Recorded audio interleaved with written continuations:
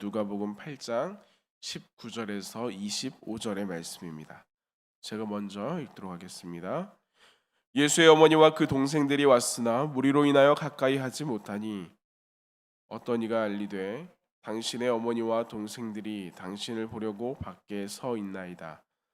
예수께서 대답하여 이르시되 내 어머니와 내 동생들은 곧 하나님의 말씀을 듣고 행하는 이 사람들이라 하시니라. 하루는 제자들과 함께 배에 오르사 그들에게 이르시되 호수 저편으로 건너가자 하시매 이에 떠나 행선할 때 예수께서 잠이 드셨더니 마침 광풍이 호수로 내리침에 배에 물이 가득하게 되어 위태한지라.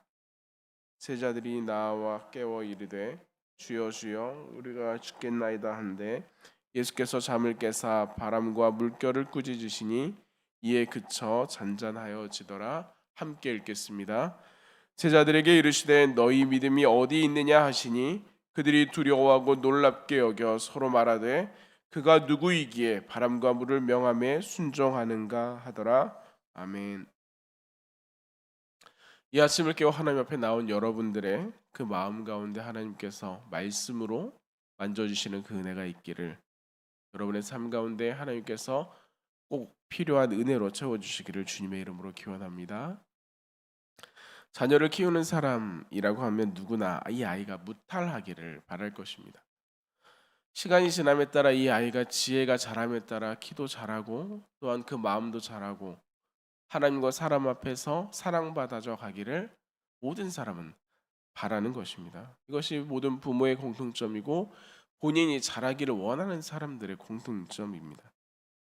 이것이 우리가 겉으로 볼 수 있고 겉으로 생각하는 것이라면 하나님 앞에서의 신앙은 어떨까요? 모든 그리스도인이라면 우리 안에 있는 이 신앙의 성숙을 구하기 마련입니다. 이 신앙의 성숙을 평가할 수 있고 판단할 수 있는 잣대들이 이것저것 있다라고 말하지만 그것으로 다 우리가 알 수는 없고요. 그럼에도 불구하고 우리가 조금 더 신앙의 성숙이란 이런 것이지 않을까라고 하는 것을 생각해 보면 그리스도를 얼마나 닮아가고 있는가, 이것은 누군가가 판단하기는 어려운 이야기죠. 그러나 내가 얼마나 예수님과 가까이 있고 내가 어떻게 예수님의 말씀 안에서 그 말씀을 지키며 그 말씀을 붙들어 하나님과 동행하는가, 이것은 굉장히 중요한 우리의 모습, 우리의 신앙의 성숙의 자리인 것 같습니다. 자녀가 부모님의 말투와 그 생활 습관을 닮아가는 것처럼 가끔은 부모님은 그 사투리를 쓰는데 이 자녀는 서울에서 태어났음에도 불구하고 그것을 따라하는 경우들이 많이 있지요. 왜 그렇습니까? 가까이에서 보고 듣고 그것을 따라하기 때문이지요. 예수님을 닮기 원하는 사람들, 예수님께까지 자라가기 원하는 사람들도 마찬가지가 아닐까 생각해 봅니다. 그분과 가까이하고 그분과 동행하는 자리, 그것을 통해서 우리는 예수님을 배워가고 예수님께로부터 나아갈 수 있는 것입니다. 그런데 가끔 신앙의 성숙을 바란다고 말하지만, 그래서 내가 주님 앞에 나온다고 말하지만 정말로 내가 내 삶 가운데 주님과 동행하고 있는지 이것을 점검하지 않는 신앙인들이 있습니다. 내가 하는 이 행위와 내가 하고 있는 이 자리가 나의 모든 것을 대변한다라고 오해하는 경우가 있다라고 하는 것입니다. 그런 점에서 오늘 본문은 우리에게 영적 교만에 빠지는 두 가지, 혹시나 내가 나태하게 될 수 있는 두 가지에 대해서 점검하는데 그것을 두 부분으로 나누어서 말해주고 있습니다. 먼저는 19절에서 21절까지의 말씀에서 누가 가족인가 하는 질문으로 우리에게 다가오게 됩니다. 누가 가족입니까? 세상에서 나와 가장 가까운 사람, 내가 가장 잘 닮아갈 수 있는 사람을 꼽으라면 부모님일 것입니다. 그 다음으로는 형제들이 되겠지요. 예수님 당시 유대인들에게 이 가족이라고 하는 개념은 지금 우리가 생각하는 이 가족의 개념보다 훨씬 더 중요했습니다. 지금은 시대가 많이 바뀌어가면서 조부모님과 같이 사는 경우는 거의 보기가 드물고, 또 그 마을 가운데에서 같이 혈연으로 엮여져 있거나 또한 무엇인가를 찾는 그런 일들은 많이 없습니다. 거의 이 개별적인 가족 단위로 살아가죠. 하지만 이 유대인들이라고 하는 사람들은 세상의 누구보다 족보를 중요하게 여기는 사람들입니다. 그래서 이들에게는 당신이 유대인입니까? 라고 하는 이것으로 그들의 공동체성을 확보하기도 하고, 그들의 이 혈통을 통해서 자신의 정체성을 확인하는 것입니다. 그리고 이것이 매우 중요한 일들. 그래서 늘 그들은 집안 사람들과 함께하기를 원하고 어디에 가도 이 유대인이라고 하는 그 그룹 안에서 그들이 활동하기를 원합니다. 이것이 지금이 아니라 더 오래전 예수님의 때에는 어땠을까 우리가 충분히 짐작해 볼 만합니다. 사마리아와 이 유대인을 구분할 정도로 이방을 떠나서 그 한 나라에서 이 사마리아 땅도 구분하는 그들이 이 안에서는 얼마나 이것을 더 중요하게 여겼을까.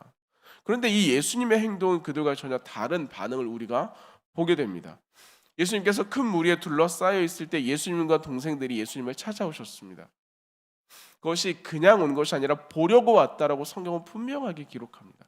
지나가다가 예수님이 있어서 들른 것이 아니라 예수님을 만나기 위해 이 자리에 왔습니다. 그러면 우리 보통 어떻게 합니까? 앞에서 누군가가 유명한 사람이 이야기를 하는데 그 가족이 오면 그 맨 앞자리를 비워서 거기에 앉게 해주는 것이 우리의 일반적인 생각입니다. 더구나 그것이 혈통과 또한 그것을 중요하게 여기는 그 모임이라면 어땠을까요? 이것은 너무나 당연하고 자명한 일이 될 것입니다. 하지만 예수님의 말씀은 거기에 있는 모두를 당황하게 만들었는데 유대인이 예수님께 이야기합니다. 당신의 어머니와 형제들이 당신을 보려고 왔습니다. 그랬더니 예수님의 말씀이 무엇입니까? 내 형제들은 이 자리에 하나님의 말씀을 함께 듣고 지켜가는 이 사람들입니다. 이렇게 대답했습니다. 무엇을 말하는 것입니까? 굳이 그렇게까지 할 필요가 있었을까요? 제 어머니가 오셨습니다. 제 형제들이 여기 있습니다. 이렇게 말할 수도 있지 않았을까요? 예수님께서는 왜 그 예수님과 형제들이 밖에 있음에도 불구하고 여기에 있는 하나님의 말씀을 듣고 지키는 당신이 내 어머니와 내 형제들입니다라고 이야기를 했을까요? 예수님께서는 유대인들의 그 마음 가운데 가장 굳어져 있는 구원 사상에 대해서 꼬집으셨습니다. 그들이 세계 어디를 가도 유대인임을 확인하는 이유가 무엇입니까? 왜 혈통을 따지고 있는 것입니까? 아브라함의 혈통, 하나님께 택함 받은 자, 구원받는 사람인지 선민인지를 확인하는 작업입니다. 그래서 아브라함의 자손이면 천국에 갈 수 있다라고 그들의 마음 가운데 굳게 믿고 있는 것입니다. 그들의 삶이 어떠하든지 그들이 어떠한 모습이든지 그들의 혈통 가운데 아브라함의 자손이다. 그렇다면 구원을 받는 민족이다라고 여기는 것입니다. 그러나 그들에게 예수님께서 무엇을이라고 말씀하십니까? 하나님께서 능히 이 돌들로도 아브라함의 자손이 될 수 있게 하실 수 있다라고 말합니다. 혈통이 중요한 것입니까? 아니요, 혈통이 아니죠. 유대인 외에는 구원받을 자격이 없다고 말하는 유대인들이지만 그 유대인들에게 예수님께서 말씀하시는 것은 다른 지역, 그것도 병이 들어있는 사람, 이스라엘 사람들, 유대인들의 성경에 나오는 여러 가지 관점들의 병이 든 것은 죄 때문이다. 부정한 자다 이렇게 구별하지 않습니까? 그러나 그 부정함의 대표적인 사마리아 사람 중에 나병 환자 같은 사람이 있었습니다. 예수님께서 그에게 무엇이라고 말합니까? 내 믿음이 너를 구원하였다 라고 말합니다. 예수님께서 어머니를 어머니가 아니다라고 부정하고 싶은 것이 아닙니다. 내 형제들이 형제가 아니다라고 말하고 싶은 것도 아닙니다. 예수님께서 말씀하시는 이 어머니요 형제요라고 말하는 것은 천국에서 누가 나와 같이 있을까? 여기에 대해서 말씀하시는 것입니다. 아무리 예수님의 형제라도 천국에 그저 들어갈 수는 없습니다. 예수님의 육신의 어머니라고 해도 천국에 그저 들어갈 수 있는 것은 아닙니다.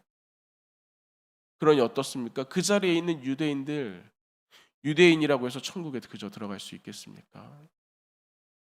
우리로 돌려서 우리가 몇 대째 기독교인이기 때문에 나와 내 자녀들은 당연히 천국에 들어가는 것입니까? 몇 대째 목사님, 장로님의 가문이기 때문에 이 집안은 그대로 구원을 받는 것입니까? 그것은 내가 구원받는 데 전혀 도움이 되지 않습니다. 아니, 도움은 되지요. 그것이 이유가 되는 것은 아닙니다. 예수님께서 말씀하신 유일한 방법은 하나님의 말씀을 듣고 지켜 인내하는 자가 그것으로 결실하게 되는 것입니다. 앞 구절의 말씀을 듣고 그것을 따라 보았을 때 이 유대인들에게 너희들은 어떠한 마음으로 하나님의 말씀을 듣고 있느냐? 어떻게 하나님의 말씀을 들을 것이냐?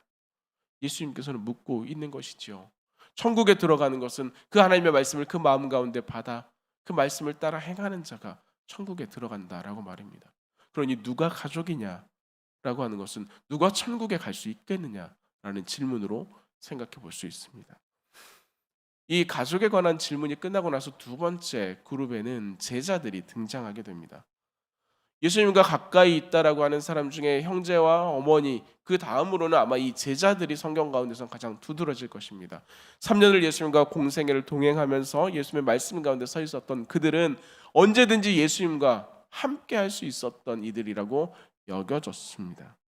그럼에도 불구하고 여기에 이 구절 가운데 등장하는 것은 너희 믿음이 어떠한가를 우리에게 점검하게 하는 것입니다. 우리가 성경 구절 가운데 예수님께서 말미에 이 제자들에게 물으시죠. 너희 믿음이 어디 있느냐? 예수님은 제자들에게 호수 저편으로 건너가자고 하신 이후에 그 배에서 주무시게 됩니다. 배가 어떻게 될지 모르고 어떠한 상황일지 모르지만 배 아래로 내려가 주무시고 계신다라고 이야기합니다. 바로 그때 호수에는 광풍이 내려치고 배가 이제 물이 차고 또한 이 배가 넘어질 수 있는 위기에 놓여 있습니다. 이 상황을 성경이 표현하기는 위태하다라고 기록하죠. 그만큼 위험하고 파산할 수 있고 죽을 수도 있는 그 자리, 이 광풍이라고 하는 것은 바다 사람들조차 두려워하는 그 자리, 그러니 제자들도 마찬가지였습니까? 그들을 두려워해 이제 어떻게 할 수 있는 방법이 없어서 예수님을 깨우는데 뭐라고 말합니까? 주여 우리가 죽겠나이다. 주여 우리가 이제 죽게 되었습니다. 아무런 것도 할 수 없는 이 자리에서 우리가 이제 죽게 되었으니 일어나서 한번 보십시오 라고 소리쳤습니다. 이는 제자들이 유대인이요 예수님을 따르는 믿음을 가지고 있다라고 말하지만 정작 풍랑 앞에서 나에게 주어진 환난과 문제 앞에서 내 믿음이 어떠한지를 그대로 드러내는, 내가 얼마나 연약한 존재인지, 내가 얼마나 부족한 존재인지를 그대로 보여주는 모습입니다. 그때 잠에서 깨신 예수님께서는 바람과 물결을 잠잠하게 하셨습니다. 그리고 제자들에게 말씀하시기를 너희의 믿음이 어디 있느냐? 너희의 믿음이 어디에 있느냐라고 말씀하셨습니다. 한글 표현에는 나와 있지 않지만 원문에는 이것이 그 앞의 내용과 연결되어져서 바람과 바다를 꾸짖으신 그 어투 그대로 너희 믿음이 어디 있느냐라고 질책하는 꾸짖는 말씀으로 나타납니다. 배를 안정시키지 못해서 그렇습니까? 주무시고 있는데 깨워서 그렇습니까? 왜 이 문제가 있는데 배를 띄웠느냐 이 질문입니까? 아니요. 배를 띄우자고 말씀하신 것은 예수님이셨고 그 가운데 환난과 문제가 있는 것은 우리 삶 가운데 일상으로 나타나는 일이었습니다. 그것이 문제가 되는 것이 아니죠. 정작 문제는 예수님이 그곳에 함께 계심에도 불구하고 예수님이 우리의 삶 가운데 우리의 배 가운데 그 중심에 그 가장 깊은 곳에 계심에도 불구하고 그 예수님을 신뢰하지 못하고 이제 죽게 되었다라고 말하는 이 제자들의 믿음에 있었습니다. 이 예수님께서 나를 구원한다라는 확신은 전혀 없는 그저 예수님을 따랐던 그들의 모습입니다. 오늘 말씀 8장 이전에 예수님께서는 이미 죽은 자를 2명이나 살리셨습니다. 그리고 그 앞서 나오는 것은 수많은 병자를 고치셨다라고 이야기하셨습니다. 그러나 정작 나에게 문제가 생기니까 그 예수님은 온데간데 없습니다. 그 예수님을 믿지 못하는 것입니다. 같은 배를 타고 있는데 말입니다. 우리가 여기에 대해서 생각해 볼 때 우리도 문제가 생기면 주여 내가 죽겠나이다라고 말할 수 있지 않습니까? 근데 그것과는 약간의 차이점이 있는 것이 무엇이냐면 이 제자들이 예수님께서 풍랑을 잔잔하게 하신 후에 그가 누구냐라고 다시 반문하는 것입니다. 우리가 주님께 나아가는 것은 그분이 나의 그리스도이시고 나의 문제를 해결하시고 나의 모든 것들을 주관하시는 분임을 믿고 나아가는 자리였다면 지금 제자들의 자리에는 그가 누구냐라고 물을 만큼 예수님에 대해서 알지 못하는 그런 모습들이었던 것입니다. 그러니 예수님과 가까이 있다라고 하는 것이 그들의 믿음을 증명하는 것은 아닙니다. 예수님의 제자 되었다라고 하는 것이 그들의 믿음을 확증할 수 있는 이유도 아닙니다. 어쩌면 그 상황 그 문제 앞에서 제자들은 이 풍랑을 잔잔케 해주기만 하면 어떤 누구라도 내가 믿겠습니다라고 하는 그런 모습일 수도 있었을 것입니다. 그러니 예수님께서 묻는 것이죠. 너희 믿음이 누구를 향하고 있느냐? 무엇의 근거에 너희가 믿느냐? 풍랑을 잔잔케 해주는 문제를 없애주면 그가 너희의 하나님이 되겠느냐? 너희의 믿음은 어디에 놓여 있느냐? 예수님이 그리스도이시기 때문에 따라가는 믿음이냐? 묻는 것입니다. 예수님이 그 자리에 계심을, 예수님께서 그 마음의 중심에 계심을 묻는 것이지요. 그 예수님께서 내 삶의, 내 마음의, 내 믿음의 중심에 계시느냐? 그럼에도 불구하고 동일한 모습인가? 예수님께서는 물으시는 것입니다. 이 말씀에 비추어 우리 스스로를 돌아보기 원합니다. 우리의 믿음은 어디에 있습니까? 예수님의 형제이기 때문에 괜찮은 것도 아니고 예수님의 제자이기 때문에 괜찮은 것도 아닙니다. 우리의 가문이, 우리의 가정이 믿음의 가정이기 때문에 내가 괜찮다라고 증명할 수 있는 것도 아니고 내가 그저 교회에 앉아있기 때문에 괜찮다라고 말할 수도 없습니다. 주님의 말씀을 따라 행하며 그 주님을 참으로 믿어야 구원을 받는 것입니다. 예수 그리스도를 믿고 그것을 따라야, 그분이 나의 구주가 되심을 고백해야 되는 것입니다. 바라고 원하기는 그 주님의 은혜가 우리를 믿음의 자리로 인도해 가시길 원합니다. 우리가 고백하고 우리가 살아가는 그 삶의 자리 가운데서 연약하고 부족한 우리의 모습이지만 주께서 우리의 중심에 든든하고 분명하게 계셔서 우리를 이끌어가고 계심을 우리가 날마다 경험할 수 있기를 바랍니다. 우리가 이 믿음을 함께 구하는 이 아침이 되기를 소망합니다. 풍랑 가운데서도 주께서 나를 이끌어 가심을, 그래서 풍랑아 잔잔하여라 말씀하신 것처럼 요동할 수밖에 없는 삶의 자리에서 우리의 마음이 번민하고 고통과 두려움 가운데 있지만 주께서 나와 함께 하시니 그것이 잔잔해지는 것을 우리가 함께 경험하고 고백하기를 원합니다. 주를 구하며 믿음으로 나아가는 우리 가운데 주님께서 은혜를 더해 주실 것입니다. 그 은혜가 오늘 우리의 삶 가운데 경험되고 고백되기를 주님의 이름으로 기원합니다. 기도하시겠습니다.